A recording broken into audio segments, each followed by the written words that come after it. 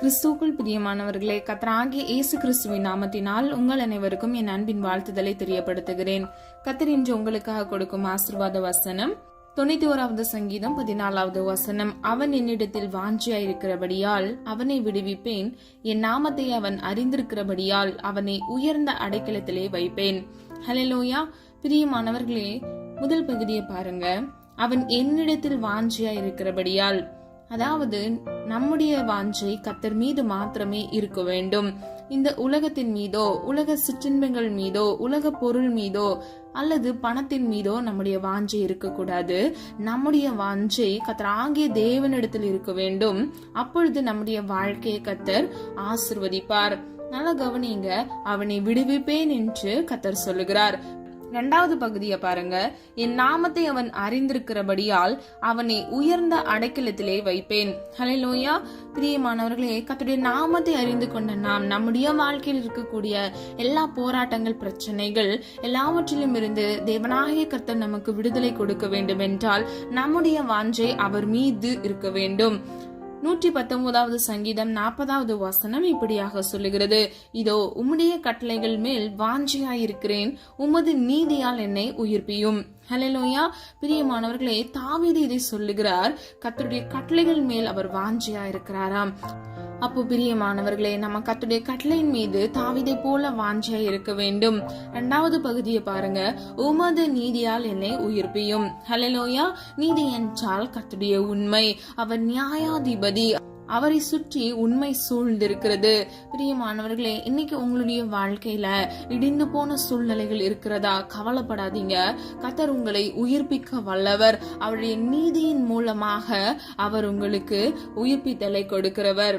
ஒருவேளை உங்களுடைய வாழ்க்கையில சில சூழ்நிலைகள் நிமித்தமாக, பிரச்சனைகள் நிமித்தமாக நீங்க சோர்ந்து போய் உங்க ஆத்மாவில் நீங்கள் செத்தது போல ஆத்ம மரணத்தில் நீங்கள் இருக்கலாம். ஆனால் கர்த்தராகிய தேவன் அவருடைய கட்டளையின் மீது, அவர் மீது நீங்கள் வாஞ்சியாய் இருக்கும் பொழுது அவருடைய நீதியால் உங்களுக்கு உங்கள் வாழ்க்கையில் இருக்கக்கூடிய எல்லா அநியாயங்களையும் அவர் விசாரித்து உங்கள் ஆத்மாவை அவர் உயிர்ப்பிப்பார். மீண்டும் நீங்கள் ஆசிர்வதிக்கப்படுவீர்கள். 119வது சங்கீதம் 131வது வசனம். உம்முடைய கற்பனைகளை நான் வாஞ்சிக்கிறபடியால் என் வாயை ஆவென்று திறந்து அவைகளுக்கு ஏங்குகிறேன். பிரியமானவர்களே, முதல்ல நம்ம பார்த்தோம், தாவீது கட்டளைகளின் மீது வாஞ்சியா இருக்கிறேன் என்று சொல்லுகிறார். இந்த வசனத்தில் கற்பனைகளின் மீது தாவீது வாஞ்சியா இருக்கிறாராம். பிரியமானவர்களே, இன்னைக்கு நம்முடைய வாஞ்சை உலகத்தின் மீதும் உலக சிற்றின்பங்கள் மீதும் இருக்கக்கூடாது. கட்டளைகள் மீதும் கர்த்தருடைய வார்த்தையின் மீதும் கற்பனைகள் மீதும் வாஞ்சை இருக்கும் பொழுது அதற்கு நாம் கீழ்ப்படிந்து நாம் செயல்படுகிறவர்களாய் இருப்போம். 1 பேதுரு 2வது அதிகாரம் 3வது வசனம். நீங்கள் வளரும்படி புதிதாய் பிறந்த குழந்தைகளைப் போல திருவசனமாகிய களங்கமில்லாத ஞானப்பாலின் மேல் வாஞ்சியாயிருங்கள். ஹல்லேலூயா. பிரியமானவர்களே, ஒருவர் ஆவிக்குரிய வாழ்க்கையில வளர வேண்டும் என்று விரும்பினால் நாம் புதிதாய் பிறந்த குழந்தைகளைப் போல திருவசனமாகிய களங்கமில்லாத ஞானப்பாலின் மேல் வாஞ்சியாயிருக்க வேண்டும். அதாவது கர்த்தருடைய வார்த்தையின் மீது நாம் வாஞ்சியா இருக்க வேண்டும். நம்ம எப்படி வாஞ்சியா இருக்கணுமா? புதிதாய் பிறந்த குழந்தைகளை போல நம்ம களங்கம் இல்லாமல் நம்ம திருவசனத்தின் மீது வாஞ்சியா இருக்க வேண்டும். ஹல்லேலூயா. நீங்க ரட்சிக்கப்பட்டு எவ்வளவு வருஷம் ஆச்சுன்னு சொல்லி ஆராய்ஞ்சு பாருங்க. ஒருவேளை நீங்க ரட்சிக்கப்பட்ட 1 வருஷம் ஆகலாம், 10 வருடங்கள் இருக்கலாம். நீங்க எப்படி வளர்ந்திருக்கிறீங்களா? ஆவிக்குரிய வாழ்க்கையில் உங்களுடைய வளர்ச்சி எப்படி இருக்குதுன்னு சொல்லி ஆராய்ந்து பாருங்க. பிரியமானவர்களே, நம்மளுக்கு எப்படி ஒரு வருஷம் ஆகும்போது நம்முடைய வயது கூடிக்கொண்டு இருக்கிறதோ, நம்ம பிறந்த டைம் ஒரு மாதிரி இருந்தோம், 10 வயசுல ஒரு மாதிரி இருந்தோம், இப்போ ஒரு மாதிரி இருக்கும் இல்லையா? அதே போலதான் ஆவிக்குரிய வாழ்க்கையில கூட பல படிகள் இருக்கிறது. இது நம்ம வளர்ச்சியின் படிகள்னு சொல்லலாம். நீங்க ஆவிக்குரிய வாழ்க்கையில வளர விரும்பினீங்க அப்படின்னா உங்களுடைய வாஞ்சை திருவசனத்தின் மீது, அதாவது கர்த்தருடைய வார்த்தையின் மீது இருக்க வேண்டும். ஹல்லேலூயா. அது மாத்திரமல்ல, நீங்க வார்த்தையை தியானிக்கும் போது நீங்க ஒரு குழந்தைய போல டவுட் இல்லாம, ஒரு சந்தேகம் இல்லாம நீங்க அதை தியானிக்கணும். நீங்கள் ஒவ்வொருவரும் சிறு குழந்தை போல அந்த வசனத்தின் மீது வாஞ்சியா இருந்து அந்த வசனத்தின் படி நீங்கள் கீழ்ப்படிந்து அதை கை கொள்ள வேண்டும். ஹல்லேலூயா. அது மாத்திரமல்ல, தாவீது இப்படியாக சொல்லுகிறார். 42வது சங்கீதம் 1வது வசனம். மானானது நீரோடைகளை வாஞ்சித்து கதறுவது போல தேவனே, என் ஆத்துமா உம்மை வாஞ்சித்து கதறுகிறது. ஹல்லேலூயா. பிரியமானவர்களே, மான நீங்க எடுத்துக்கிட்டீங்க அப்படின்னா காட்டு பகுதிகளில் எங்க தண்ணீர் கிடைக்கும் அப்படின்னு சொல்லிட்டு அது அந்த நீரோடைய வாஞ்சித்து தேடி தேடி அது தெரியுமா. அதே போல தாவீது கர்த்தரை நோக்கி வாஞ்சித்து கதறுகிறாராம். வேதம் இப்படியாக சொல்லுகிறது, தாகமுள்ளவனை தேவன் திருப்தியாக்குகிறார் என்று. இன்னைக்கு கூட பிரியமானவர்களே, உங்கள் வாஞ்சை தேவன் மீது இருக்கும் பொழுது கர்த்தர் நிச்சயமாக நீங்கள் வாஞ்சித்து கதறுகிற காரியங்கள்ல கர்த்தர் உங்களுக்கு அதிசயத்தை காண கிருபை செய்வார். ஹல்லேலூயா. அப்போஸ்தலர் 17 அதிகாரம் 11 வசனம். அந்த பட்டணத்தார் மனோவாஞ்சையாய் வசனத்தை ஏற்றுக்கொண்டு காரியங்கள் இப்படி இருக்கிறதா என்று தினந்தோறும் வேத வாக்கியங்களை ஆராய்ந்து பார்த்ததினால் தெசலோனிக்கேயில் உள்ளவர்களை பார்க்கிலும் நற்குணசாலிகளாய் இருந்தார்கள். ஹல்லேலூயா. பிரியமானவர்களே, இந்த வசனத்தில் ஒரு பட்டணத்தாரை குறித்து சொல்லப்பட்டிருக்கிறது. அவர்கள் மனோவாஞ்சையாய், அதாவது மனதார அவர்கள் வாஞ்சித்து கர்த்தருடைய வார்த்தையை அவர்கள் தினந்தோறும் ஏற்றுக்கொண்டார்களாம், கேட்டுக்கொண்டார்களாம். அது நிமித்தமாக தான் அந்த தேவ வாக்கியங்களை அவர்கள் ஆராய்ந்து பார்த்திருக்கிறார்கள். பிரியமானவர்களே, தெசலோனிக்கேயர் என்றால் ஒரு இடத்தை குறிக்கிறது. அந்த இடத்தினரை பார்க்கிலும் இவர்கள் நற்குணசாலியாய் இருந்தார்கள் என்று இந்த வசனத்தில் சாட்சி பெற்றிருக்கிறார்கள். இன்னைக்கு பிரியமானவர்களே, நீங்க ஒவ்வொருவரும் மனோவாஞ்சியாய் நீங்கள் வசனத்தை நீங்கள் மனதார ஏற்றுக்கொண்டு காரியங்கள் இப்படி இருக்கிறதா என்று தினந்தோறும் தேவ வாக்கியங்களை இவர்களைப் போல நீங்கள் ஆராய்ந்து பார்க்க வேண்டும். காரியங்கள் என்றால் என்ன? கீழ்ப்படுதலுக்குரிய வசனங்கள் இருக்கிறது, நம்ம தெரிய வேண்டிய தெரிந்து கொள்ள வேண்டிய வசனங்கள் இருக்கிறது. அது மாத்திரமல்ல, நம்மை எச்சரிக்கிற சில வசனங்கள் இருக்கிறது. இந்த காரியங்களை செய்யாதே, இதன்படி நட, ஒழுக்கமாக வாழு, பரிசுத்தவானாய் உன்னை காத்துக்கொள்ளு, உண்மையாயிரு, அப்படி என்று பல நீதிக்குரிய வசனங்கள், நம்மை நீதியின் பாதையில் நடத்தக்கூடிய வசனங்கள், கீழ்ப்படிதலுக்குரிய வசனங்கள், எச்சரிப்பு வசனங்கள் என்று பல வசனங்கள் இருக்கிறது. இதை நாம் ஒவ்வொருவரும் மனதார ஏற்றுக்கொள்ள வேண்டும். நம்ம முன்பு பார்த்த வசனத்தின்படி சிறு குழந்தையை போல நாம் அதை ஏற்றுக்கொள்ள வேண்டும். நம்ம எந்த வயதினரா வேணா இருக்கலாம், ஆனா வேதத்தை படிச்சுட்டு நம்ம சிறு குழந்தைய போல அதை கரெக்டா உண்மை என்று நம்ம விசுவாசித்ததை ஏற்றுக்கொள்ளணும். நம்ம மனசுல இது இப்படி இருக்காது, இது தப்பா இருக்கே, இது கரெக்ட் இல்ல அப்படின்னு சொல்லிட்டு நம்ம குற்றப்படுத்துறதுக்கோ சந்தேகப்படுத்துறதுக்கோ ஒண்ணுமே இல்ல. அதுக்காக தான் கர்த்தர் சொல்லுகிறார், திருவசனமாகிய ஞானப்பாலின் மேல் வாஞ்சியா இருக்க வேண்டுமா. ஹல்லேலூயா. பிரியமானவர்களே, இந்த வசனத்தின்படி அந்த பட்டணத்தார் தினம்தோறும் தேவ வாக்கியங்களை அவர்கள் ஆராய்ந்து பார்த்தார்களா. இன்னைக்கு நீங்க யாரெல்லாம் எவ்வளவு நேரம் வேதத்தை தியானிக்கிறீங்கன்னு சொல்லி ஆராய்ஞ்சு பாருங்க.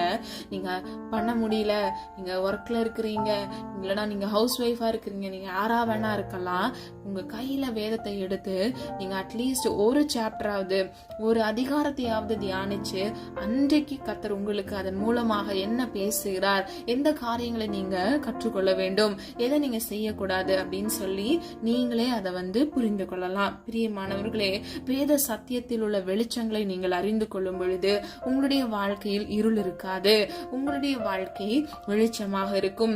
வேதத்தில் நம்ம சத்தியத்தை அறியும் பொழுது சத்தியம் நம்மை விடுதலையாக்கும் என்று சொல்லப்பட்டிருக்கிறது.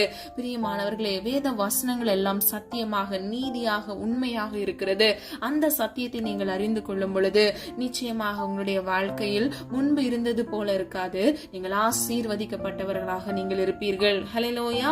பிரியமானவர்களே, வேத வசனம் ஆவியாயும் ஜீவனாயும் இருக்கிறது. ஒருவேளை நீங்க மரண கட்டுல இருக்கலாம், செய்வன கட்டுல பாதிக்கப்பட்டிருக்கலாம், ஒரு பிசாசின் பிடியில இருக்கலாம், உங்களுக்கு உண்டான நன்மைகள் உங்களுக்கு வராமல் இருக்கலாம், பல வருஷமா நீங்க காத்துட்டு இருக்கக்கூடிய அந்த ஆசீர்வாதம் உங்களுக்கு கிடைக்காம இருக்கலாம், பல தடைகள் இருக்கலாம், உங்களால வெளிநாட்டுக்கு போக முடியாதபடிக்கு உங்க விசா ப்ராசஸ்ல நிறைய பிரச்சனை இருக்கலாம், வெளி தேசத்துல நீங்க உங்க குழந்தைங்களுக்கு பர்த் சர்டிபிகேட் வாங்குறதுக்கு கூட நீங்க கஷ்டப்பட்டுட்டு இருக்கலாம். இப்படி உங்களுடைய வாழ்க்கையில அநேக தடைகள் இருக்கலாம். ஆனா பிரியமானவர்களே, சத்தியத்தை நீங்கள் அறியும் பொழுது, வேத வசனங்களை நீங்கள் ஏற்றுக்கொண்டு தினந்தோறும் அதை ஆராய்ந்து பார்த்து நீங்கள் கர்த்தருடைய வார்த்தைக்கு கீழ்ப்படியும் பொழுது நீங்கள் நற்குணசாலிகளாய் இருப்பீர்கள். கர்த்தர் உங்களை ஆசீர்வதிப்பார். ஹல்லேலூயா. நீங்கள் வாஞ்சியா இருக்க வேண்டும் அவருடைய வார்த்தையின் மீது. கர்த்தர் மீது நீங்கள் வாஞ்சியா இருக்கும் பொழுது கர்த்தர் உங்களை நிச்சயமாக உங்கள் ஆபத்து காலத்தில் அனுகூலமான துணையாக நின்று உங்களை விடுவித்து காத்துக்கொள்வார். ஹல்லேலூயா. இன்னைக்கு யாரெல்லாம் கர்த்தராகிய இயேசு கிறிஸ்துவை விசுவாசிக்கிறீங்களோ, நீங்க வசனத்தை ஏற்றுக்கொண்டு நீங்கள் கர்த்தர் மீது அவருடைய வார்த்தையின் மீது நீங்கள் வாஞ்சியாய் இருக்கும் பொழுது நிச்சயமாக கர்த்தர் உங்களுடைய வாழ்க்கையை ஆசீர்வதிப்பார். இன்று வரை உங்களுடைய வாழ்க்கையில் தடையாய் இருக்கக்கூடிய எல்லா காரியங்களிலும் கர்த்தர் உங்களுக்கு ஒரு விடுதலையை கட்டளையிடுவார். நீங்கள் ஒரு அற்புதத்தை காண்பீர்கள். ஹல்லேலூயா. பிரியமானவர்களே, நம்முடைய தேவன் வாக்குத்தத்தத்தில் உண்மை உள்ள தேவன். அவர் வாக்கு மாறாத தேவன். அவர் இன்று உங்களுக்கு இந்த வாக்கை கொடுக்கிறார். அவர் மேல் நீங்கள் வாஞ்சியாய் இருக்கும் பொழுது அவர் உங்களை விடுவிப்பார். அவர் நாமத்தை நீங்கள் அறிந்திருக்கிறபடியால் உங்களை உயர்ந்த அடைக்கலத்திலே வைப்பார். உயர்ந்த அடைக்கலம் என்றால் உயர்ந்த பாதுகாப்பு. ஹல்லேலூயா. பிரியமானவர்களே, நீங்கள் சாத்தானுக்கு எதிர்த்து நிற்கத்தக்கதாக கர்த்தர் உங்களுக்கு வல்லமையை கொடுப்பார். ஹல்லேலூயா. உங்களுடைய வாழ்க்கையில வேதனை இருக்காது, சமாதானமின்மை இருக்காது. நீங்கள் சந்தோஷமாக சமாதானமாக இருப்பீர்கள். சொல்லப்பட்ட வசனங்களை நீங்க ஆராய்ந்து பாருங்க. நீங்க கர்த்தர் மீது வாஞ்சியா இருக்க வேண்டும். அவருடைய வசனத்தின் மீது நீங்கள் வாஞ்சியா இருக்க வேண்டும். அவர் நமக்கென்று கொடுத்திருக்கிற கட்டளைகள் கற்பனைகளுக்கு நாம் கீழ்ப்படிந்து நடக்க வேண்டும். ஹல்லேலூயா. பிரியமானவர்களே, வேதத்தை நீங்க எவ்வளவு முறை தியானிக்கிறது முக்கியம் இல்ல, ஒவ்வொரு வசனங்களுக்கும் நீங்க கீழ்ப்படுகிறது மிகவும் அவசியமாக இருக்கிறது. ஹல்லேலூயா. நீங்க எல்லாரும் எவ்வளவு பிஸியா நீங்க இந்த உலகத்துல உங்களுடைய வாழ்க்கையில நீங்க ஓடிக்கொண்டு இருந்தாலும் கையில வேதத்தை எடுத்து நீங்க ஒரு அதிகாரமாவது நீங்க தியானிச்சு அந்த வசனங்களின்படி கீழ்ப்படிவதற்கு இன்று நீங்க உங்களை அர்ப்பணிங்க. கர்த்தர் உங்கள் வாழ்க்கையில் முன்பிருந்தது போல இராதபடிக்கு உங்களை ஆசீர்வதித்து உங்கள் தேவைகளை கர்த்தர் சந்தித்து பிறருக்கும் உங்களை ஆசீர்வாதமாக மாற்றுவார். ஹல்லேலூயா. விசுவாசிக்கிறீங்களா? விசுவாசிக்கிறவங்க எல்லாம் ஆமென் சொல்லி பெற்றுக்கொள்ளுங்க. நம்ம எல்லாரும் ஒரு மனதா இணைந்து கர்த்தர் மீதும் அவருடைய வார்த்தையின் மீதும் வாஞ்சியா இருக்க வேண்டும் என்று நம்ம இணைந்து ஜெபிக்க போகிறோம். கண்களை மூடி தலையை தாழ்த்தி, அன்பின் பிதாவே அப்பா, எங்களை உமது கரத்தில் ஒப்பு கொடுக்கிறோம். அறிந்தும் அறியாமல் செய்த தவறுகளை மன்னிங்க தகப்பன். எங்களிடத்துல அநேக குற்றங்கள் உண்டு, குறைகள் உண்டு அப்பா. எங்களை தயவாய் மன்னிங்கப்பா. நீர் விரும்புகிற பரிசுத்தம் எங்களுக்கு வேண்டுமாப்பா. மீதும் ஆண்டவருடைய வார்த்தையின் மீது நாங்கள் வாஞ்சியா இருக்க வேண்டும் ஆண்டவரே. மானானது நீரோடையை வாஞ்சித்து கதறுகிறது போல ஆண்டவரே, எங்களுடைய ஆத்துமா ஆண்டவரே உண்மையே நோக்கி பார்க்க வேண்டும் ஆண்டவரே. நீர் எங்களுக்கென்று கொடுத்த திருவசனமாகிய ஞானப்பாலின் மேல் நாங்கள் வாஞ்சியா இருக்க வேண்டும் அப்பா. அந்த வார்த்தைகளுக்கு கீழ்ப்படிய வேண்டும் ஆண்டவரே. அன்னு தினமும் ஆண்டவரே இந்த வார்த்தையை நாங்கள் ஆராய்ந்து பார்க்க வேண்டும் அப்பா. உடைய வசனத்தை ஆண்டவரே இருதய மன கதவுகளை திறந்து நாங்கள் உள்ளதை உள்ளபடி நாங்கள் ஏற்றுக்கொள்ள வேண்டும் அப்பா. ஒவ்வொரு பிள்ளைகள் மீதும் அப்பா தெய்வீக அபிஷேகம் இறங்குவதாக தகப்பனே. இயேசுவின் ரத்தத்தின் வல்லமை இறங்குவதாக. வசனத்தை தியானிக்க முடியாதபடிக்கு பிள்ளைகளோடு போராடுகிற எல்லா சத்துருக்களின் தந்திரங்கள், மனதை குருட்டாட்டம் பண்ணி வைத்திருக்கிற ஆவிகள் இயேசுவின் நாமத்தால் நிர்மூலமாகி போகட்டும் தகப்பனே. பிள்ளைகளை ஆசீர்வதிங்க, பிள்ளைகளை பாதுகாத்துக் கொள்ளுங்கப்பா. உணர்வில்லாதவர்கள் இருதயங்கள் இருளடைந்தது என்று வேதம் சொல்லுகிறது தகப்பனே. உணர்வுள்ள இருதயத்தை பிள்ளைகளுக்கு கொடுங்கப்பா. பிள்ளைகளுடைய வாழ்க்கையில் இருக்கக்கூடிய எல்லா இருள்களையும் இயேசுவின் நாமத்தால் வெளிச்சமாக மாற்றுங்க ஆண்டவரே. சத்தியத்தை அறிவீர்கள், சத்தியம் உங்களை விடுதலையாக்கும் என்று வேதம் சொல்லுகிறதப்பா. இந்த சத்தியத்தை பிள்ளைகள் அறிந்திருக்கிறார்கள் ஆண்டவரே. உம்மீது வாஞ்சியா இருக்கும் பொழுது நீர் அவர்களை விடுவிக்க வல்லமையுள்ள தேவனாக இருக்கிறீர் என்று நாங்கள் ஒரு மனதாக விசுவாசித்து ஜெபிக்கிறோம் அப்பா. எந்தெந்த பகுதிகளை பிள்ளைகளுக்கு விடுதலை வேண்டும் அந்தந்த பகுதிகளில் இயேசுவின் நாமத்தினால் ஒரு விடுதலை உண்டாவதாக. அடைக்கப்பட்ட வாசல்கள் திறக்கப்படுவதாக. இடிந்து போன வாழ்க்கை இயேசுவின் நாமத்தினால் கட்டப்படுவதாக. மரண இருளின் பள்ளத்தாக்கில் நீ நடந்தாலும் பொல்லாப்புக்கு பயப்படேன் என்று சொன்ன வசனத்தின்படி பிள்ளைகள் பயப்படாதவாறு அப்பா திருவசனத்தை அவர்கள் வாஞ்சியோடு ஏற்றுக்கொண்டு அதற்கு கீழ்ப்படிந்து பிள்ளைகள் வழிநடக்கத்தக்க இயேசுவின் நாமத்தினால் கிருபை செய்யுங்க தகப்பனே. ஒரு ஆத்துமா கூட வீணிலே போக கூடாதப்பா.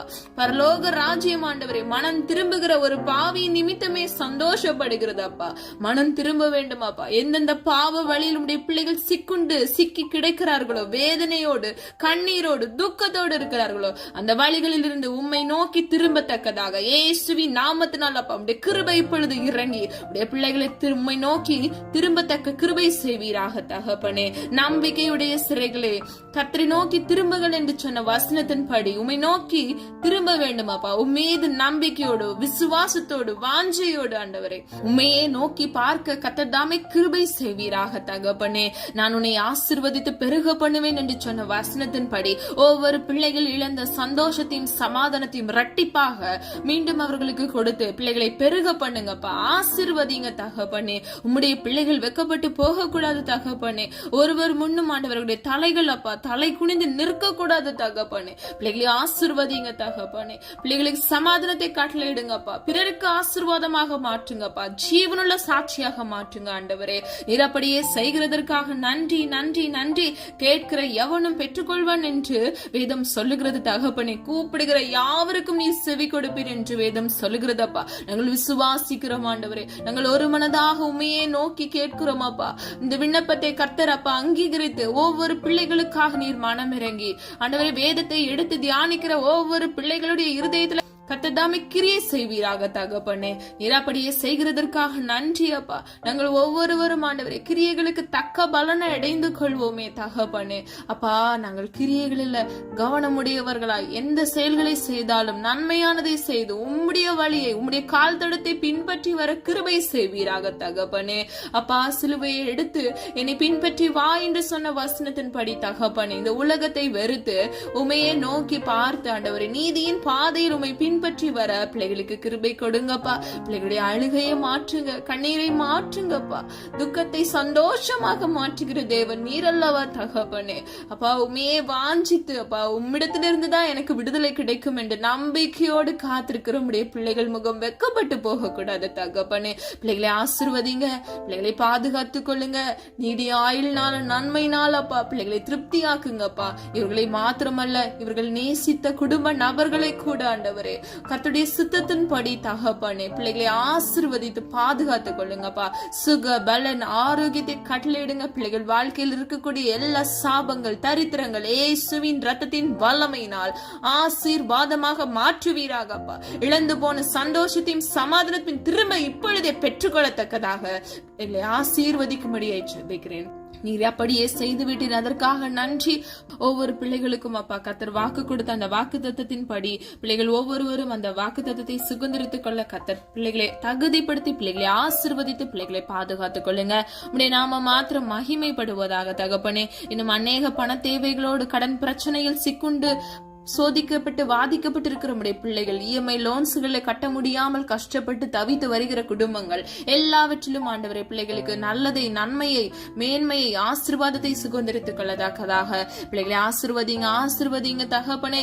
தடை செய்கிற எல்லா தடை கற்களையும் இயேசுவின் நாமத்துல நிர்மூலமாக்குங்க. வேதத்தை தியானிக்க அதிக நேரம் அப்பா உடைய சமூகத்தில் தரித்திருந்து ஜெபிக்க பிள்ளைகளுக்கு ஜப ஆவியை கொடுங்க, விண்ணப்பத்தின் ஆவியை கொடுங்க. ஒவ்வொரு பிள்ளைகளையும் பரிபூர்ண நன்மையினால் அப்பா ஆசீர்வதித்து திருப்தியாக்குங்க, பாதுகாத்துக் கொள்ளுங்க. போக்கிலும் வரத்திலும் பாதுகாத்துக் கொள்ளுங்க. இம்மட்டும் காத்து வழி நடத்தி வந்த தேவன் இனி வரும் நாட்களில் உடைய பிள்ளைகளை கண்மணி போல் பாதுகாத்துக் கொள்ளுங்க தகப்பனே. இனி நான் அல்ல கிறிஸ்து இயேசுவே என்னில் வாழ்கிறார் என்று சொன்ன வசனத்தின்படி ஒவ்வொரு பிள்ளைகளோடு அப்பா நீர் அசைவாடுங்க அப்பா, நீர் வாசம் பண்ணுங்க தகப்பனே. எங்களுடைய சரீரம் நீர் தங்கும் ஆலயம் என்று வேதம் சொல்லுகிறதப்பா. ஒவ்வொரு பிள்ளைகளுக்குள்ள ஆண்டவரே கர்த்தர் நீர் அசைவாடுவீராக தகப்பனே. பரிசுத்த ஆவியானவரே சகல சத்தியத்தை குறித்து பிள்ளைகளுக்கு கண்டித்து போதித்து வழி நடத்துங்க தகப்பனே. அப்பா சுய வழியில நடக்க கூடாது, சொந்த விருப்புகளுக்கு இணங்க கூடாது அப்பா. உம்முடைய வழியில தீங்கு இருக்காது தகப்பனே, வேதனை இருக்காது, கண்ணீர் இருக்காது தகப்பனே. பிள்ளைகளுடைய வாழ்க்கை சமாதானமாய் மாற்றுங்க. இன்றைக்கு ஆண்டவரே யாரெல்லாம் காயத்தோடு சுய வழியில் நடந்தது நிமித்தமாக வேதனைப்பட்டு அப்ப சோர்ந்து போயிருக்கிறாங்களோ, சோர்ந்து போகிற பிள்ளைகளுக்கு சத்துவத்தை கொடுத்து மீண்டும் வாழ வேண்டும், மீண்டும் பரிசுத்த வழி நடக்க வேண்டும் என்ற உற்சாகத்தை கட்டளையிட்டு பிள்ளையுடைய தோல்வியுள்ள வாழ்க்கையை வெற்றியுள்ள வாழ்க்கையாக மாற்றுங்க. இயேசுவின் வல்லமுள்ள நாமத்துல நீர் மாற்றுங்கப்பா. இவங்களால முடியாது ஆண்டவரே, ஆனால் உம்மால் எல்லாம் ஆகுமாப்பா. மனுஷனால் கூடாததுதான், ஆனால் உம்மால் எல்லாம் ஆகும் ஆண்டவரே. உமையே நம்பி இருக்கிறோம் ஆண்டவரே, உமை நோக்கி பார்க்கிறோம் ஆண்டவரே. சோர்வுல சிக்குண்டு கிடக்கிற உடைய பிள்ளைகளை இயேசுவின் நாமத்தினாலப்பா ஆண்டவரே உடைய சத்துவத்தை கொடுத்து பிள்ளைகளை எழுப்பி பிள்ளைகளை ஆசீர்வதித்து பிறருக்கும் ஆசீர்வாதமாக மாற்றுங்க தகப்பனே. இடிந்து போன வாழ்க்கையை கர்த்தர் மீண்டும் அப்பா உயிர் மீட்சி அடைந்து அப்பா உடைய நீதியால் நீர் உயிர்ப்பித்து பிள்ளைகளை ஆசிர்வதித்து பாதுகாத்துக் கொள்ளுங்க. அவருடைய ஆத்துமாவை உயிர்ப்பிங்க தகப்பனே, காத்து கொள்ளுங்க, பொறுப்படுத்திக் கொள்ளுங்க. நீர் அப்படியே செய்கிறதற்காக நன்றி நன்றி நன்றி நன்றி. ஜெபித்த ஒவ்வொரு ஜபங்களுக்கும் மாமென்று பதில் கொடுக்க போகிறீர், அதற்காக நன்றி செலுத்துகிறோம். எங்களை தாழ்த்துகிறோம், எங்களை மண்ணென்று நினைவு கூறுகிறோம் அப்பா. நான் என்று சொல்கிறதற்கு ஒன்றுமே இல்லப்பா, எங்க கிட்ட எல்லாமே நீர் தான் ஆண்டவரே. நீர் எங்களுக்கு இல்லைன்னா எங்களுக்கு எதுவுமே இல்லப்பா. அப்படி நாம மாத்திரம் மகிமைப்படுவதாக. இம்மட்டும் ஆண்டவரே எங்களுக்கு ஜீவனை கொடுத்து காத்து வழிநடத்தி வந்தீரே, நன்றி செலுத்துகிறோம் அப்பா. வாழ்வின் எல்லை முடிவு பந்தம் வரையிலும் அப்பா கர்த்தராகிய இயேசு கிறிஸ்துவில் அப்பா நாங்கள் நிலைத்து நிற்கத்தக்க எங்களுடைய அப்பா பாதைகளை செவ்வைப்படுத்துங்க, எங்களுடைய வழிகளை சீர்படுத்துங்க தகப்பனே. கண்மலையாக உம்மீது நாங்கள் அஸ்திபாரம் போட்டு அப்பா நாங்கள் நிலையாக நிற்கத்தக்கதாக எங்களுக்கு திராணியை கட்டளையிட்டு எங்களை பலப்படுத்தி பாதுகாத்துக் கொள்ளுங்க. தாழ்த்துகிறோம், பெருமையாக்குகிறோம். இயேசுவின் மூலம் ஜெபிக்கிறோம் பிதாவே, ஆமீன். பிரியமானவர்களே, இந்த வீடியோ உங்களுக்கு பிடிச்சிருந்துச்சுன்னா லைக் பண்ணுங்க, சப்ஸ்கிரைப் பண்ணுங்க, பெல் ஐக்கான் கிளிக் பண்ணுங்க.